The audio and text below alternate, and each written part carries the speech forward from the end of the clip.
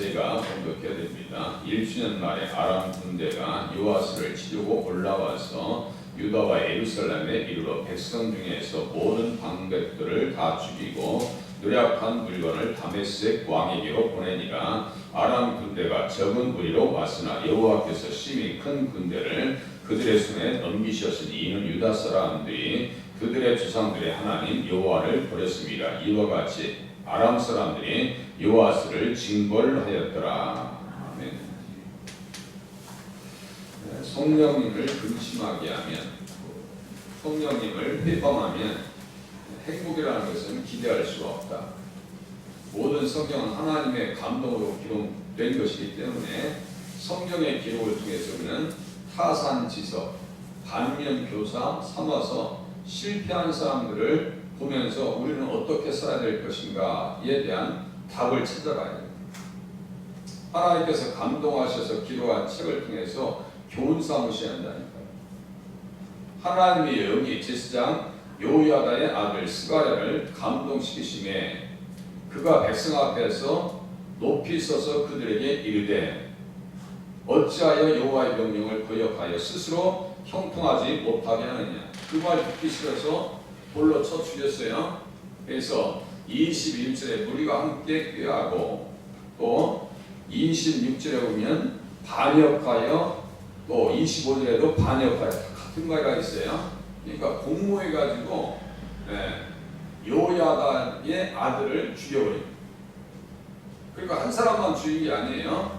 25절 중간에 보시면 그의 씨아들이 제사장 요야다의 아들들의 피로 말미암아 반역하여 요야다의 아들들의 피 이렇게 써 있어요. 그러니까 요야다의 아들들을 뭐 다 죽였다고 봐도 뭐 감이 없을 정도로 한 사람만 죽인 게 아닙니다. 죽여버렸어요. 요야다와 요아스와의 관계가 어떤 관계인지 그 핏덩이를 살려서 성전에서 몰래 키워놓고 왕의 보좌에 앉혀놨으면요 보통 은혜로운 사람이 아니잖아요. 근데 은혜를 원수로 갑니다. 아니 은혜 갖지 않아도 괜찮아요. 그런데 그것을 어떻게 자녀를 돌로 쳐 죽이죠? 예수님께서 그래서 스가랴하고 요야다를 기억해 주시는 사건, 너무 엄중한 사건이었다. 하나님의 영을 근심하게 하면은 이사야서 어제 63장 찾아봤습니다. 하나님께서 대적하시더라. 성령을 근심하게 하지 말라. 에베소서 4장에도 또 기록되어 있어요. 근심하게 하지 말라. 우리 양심과 더불어서 하나님의 영이 우리를 계속 이끌어 주셔요. 하나님의 손길에 붙들리는 시간이 기도 시간이라고 말씀드렸습니다. 기도는 성령님께서 말할 수 없는 탄식으로 하나님의 뜻대로 성도들을 위해서 간구하게 하시는 영이라니까요. 기도하는 시간은 하나님의 손에 붙들려 있는 시간이다. 마태복음 12장, 누가복음 11장에 보면 내가 하나님의 성령을 힘입어 귀신을 쫓아내는 것이라면 하나님의 나라가 너희에게 임하였느니라. 똑같은 구절에서 누가복음 11장에서는 내가 하나님의 손을 힘입어, 성령이 하나님의 손이라니까요. 눈 감고 기도하는데 하나님의 뜻대로 살게 해주세요라고 기도하죠. 어떤 사람이 눈 감고 기도하는데 하나님의 뜻을 얻을 수 있는 사람이 어디 있어요? 성령님을 대적해서 살 수 있는 사람 없어요. 성령을 속였다가 아나니아와 삽비라가 죽임을 당하죠. 그 현장에서 죽임을 당합니다. 지금 보세요. 1주년 말에 해가지고 유다와 예루살렘에 이르러 백성 중에서 모든 방백들 이렇게 써있어요. 모든 방백들, 여기 방백들이 17절에 있는 방백들이라고 말씀드렸어요. 여기 다 바알과 아세라의 추종자들이에요.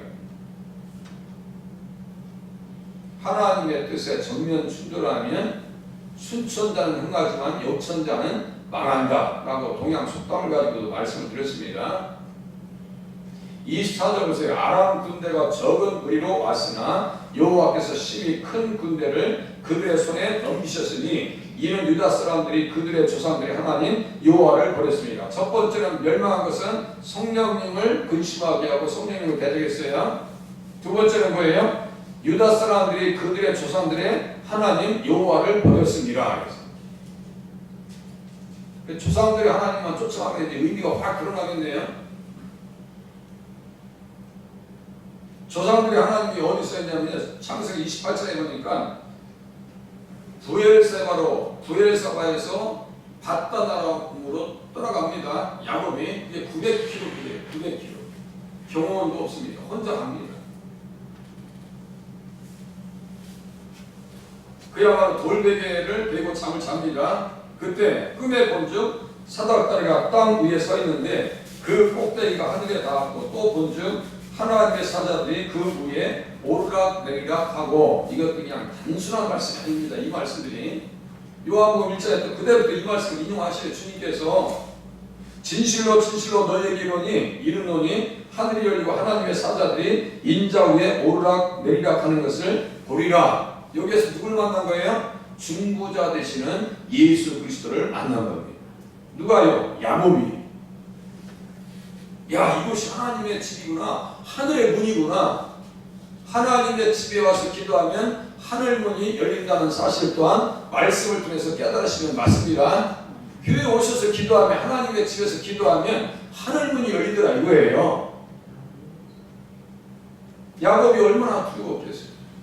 900km의 길을 혼자 걸으면서 밤에 누웠을 때 짐승의 소리가 들리죠. 저도 어렸을 때요, 이 서해안 쪽에 그 홍성이 저희 고향이거든요. 거기에 유독히 무장 공비들이 자주 나타났어요. 무장 공비들이 70년대에 비상 걸리면 우리 형님이 예비군이니까 차출됩니다. 우리 형수님 서울에 계시고 저 이제 혼자 집에 있어야 돼요. 그날따라 왜 이렇게 개가 또 울어요. 또 개 우는 거 아시죠? 밤새 잠을 못 자는 거예요. 아니, 내 집에서도 잠을 못 자는데, 네? 세상에 어린 야곱이 말이죠, 혼자 밧다나람으로 떠날 때 그 심정을 생각해 보시라니까요. 그때 누가 나타나셔요? 꿈속에서 아브라함과 이삭의 하나님께서 그에게 나타나셔서 말씀하십니다.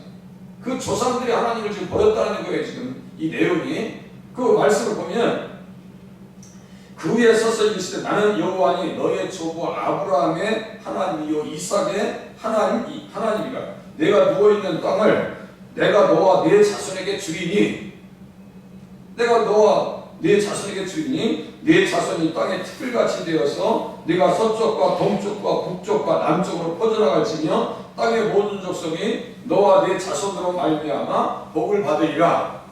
보세요. 내 자손이 땅에 티끌같이 되어, 이 말씀은 어떤 뜻이에요? 너 지켜주시겠다는 거예요. 지금 야곱이 장가도 안 가고 뭐 결혼도 했는데 내 자손이 땅에 티끌같이 된다는 것은 뭐예요? 내가 너를 지켜줄게. 주님 말씀만 들은 것 같아요. 사람의 위로는요 헛될 경우가 많아요. 오직 우리가 교회 다니시면서 하나님의 말씀의 위로를 자꾸 경험하셔야 됩니다.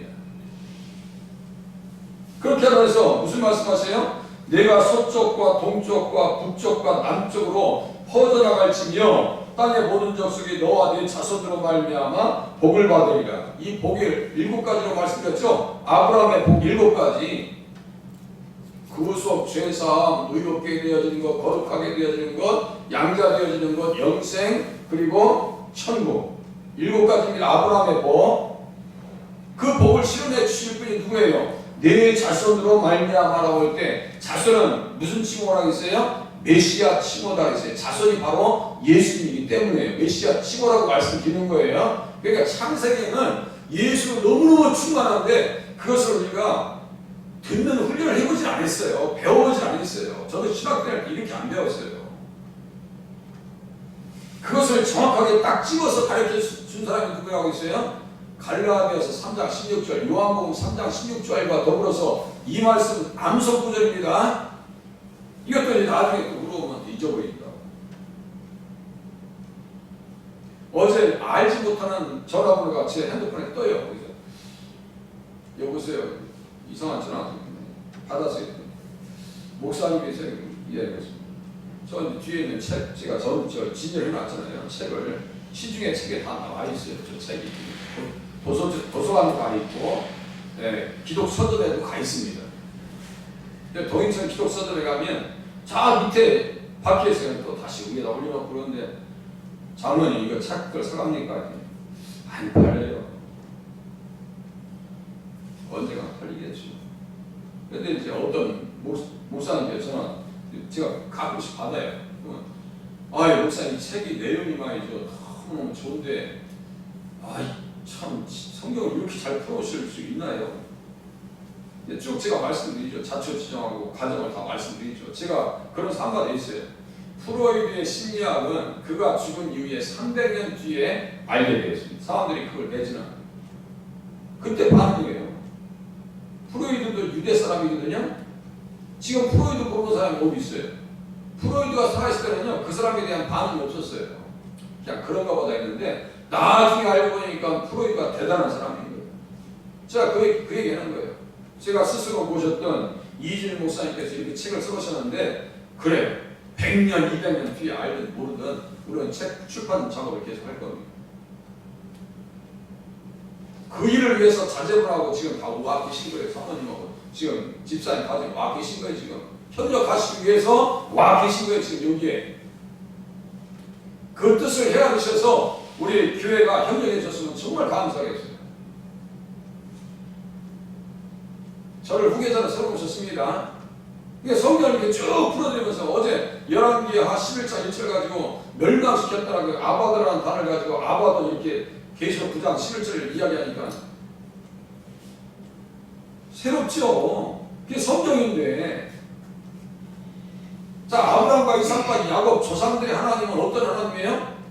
예수를 이 땅에 보내셔서 무엇을 주겠다는 하나님이에요? 복을 주겠다는 하나님이신데 그들의 조상들의 하나님 여호와를 버렸다는 것은 복을 받겠어요? 못 받겠어요? 복을 받을 수가 없죠. 그죠? 복을 받을 수가 없어요. 어떻게 하나님을 대적하는데 복을 받아요? 그렇게 이야기하고 그렇게 들려주고 아니 제가 이렇게 가르치는데 여호야다가 그 얘기를 하지 않았겠어요? 여호야다가 다윗의 자손이 23장 3절 보세요. 23장 3절 이게 단순한 말씀들이 아니에요. 지금 이야 이거 하나님 앞에 살아야 되냐 죽어야 되냐 이게 생사의 길에 서 있는데 지금 죽음의 길을 선택하고 있단 말이에요. 지금 누가요? 여호와스와 그 방백들이 그렇게 미혹을 당하니까 참혹한 일을 경험하더라 이거예요. 생명을 걸고 언약을 세워서 여호와스와를 세웠으면 은혜를 깨달아서 끝까지 가야 될 거 아니에요. 초지일관으로 온 회중이 하나님의 전에서 왕과 언약을 세우되 언약을 세웠죠? 언약을 세울 때 어떻게 따르세요? 제가 이 몸통을 잘라버리는 게 언약을 세우는 겁니다. 피로 세우는 게 언약입니다. 피를 쏟아낸다고요. 언약의 대상자는 누구라 했어요? 아브라함과 같이 선택받은 자들이 언약의 대상자이고 우리가 예수 믿으면 언약 백성이 된다고 말씀드렸죠? 언약 백성이 되었으면 우리는 언약을 포기하면 안 됩니다. 믿음을 포기하면 안 된다고요. 믿음을 버려서는 안 돼요. 조상들이 하나님 여호와를 버렸다는 것은 믿음을 버렸다는 얘기예요.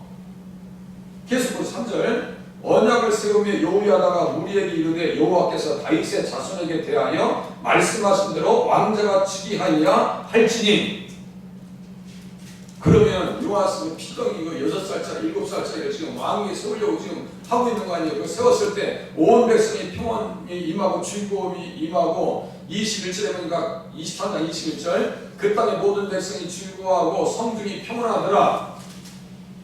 이게 정상입니다. 이게 지극히 정상인 거예요. 그런데 아니 자기가 그렇게 세워져서 백성들이 행복했었는데 어떻게 백성들을 이렇게 불행과 여호야다의 아들을 죽일 수 있고 그것도 돌로 쳐 죽여요? 제가 내일 새벽에 한번 말씀드릴게요. 누가 돌로 쳐 죽여야 되는가? 성령이 그리스도 안에서 보면요 너무너무 불쌍합니다. 자 보세요. 언약을 배반해요. 언약을 포기해요. 신약성에서 어떻게 다루는지 보세요. 히브리서 29장 26장 중에 히브리서 26장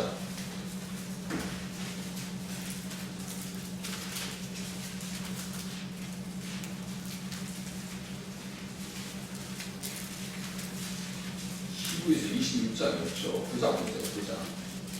9장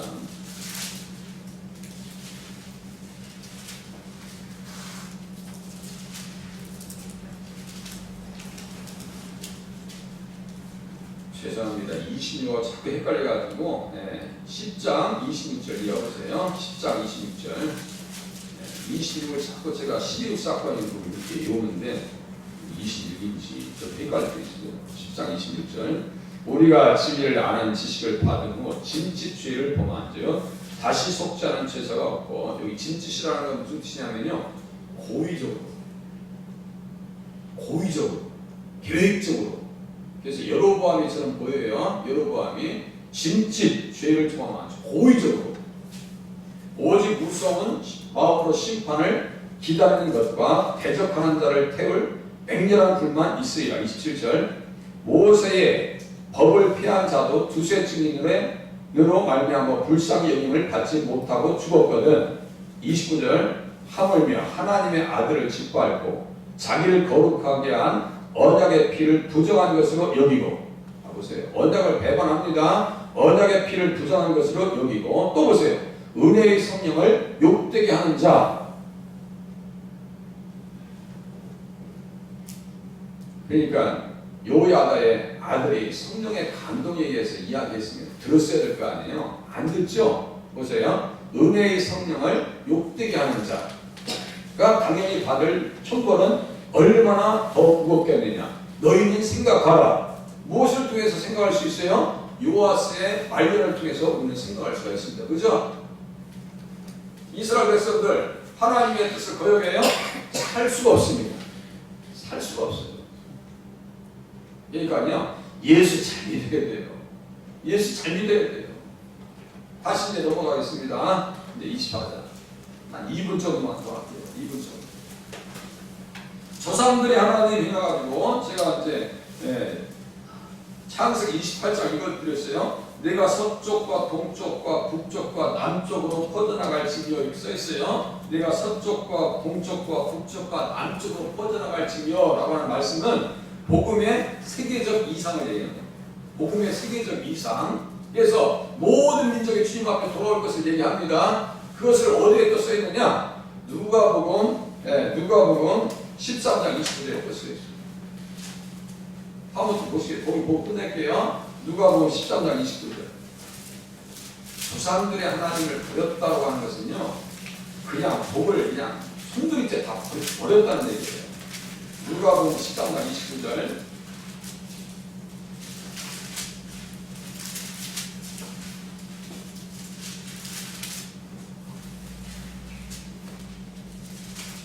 (28절) 29절 보시면 좋겠네요.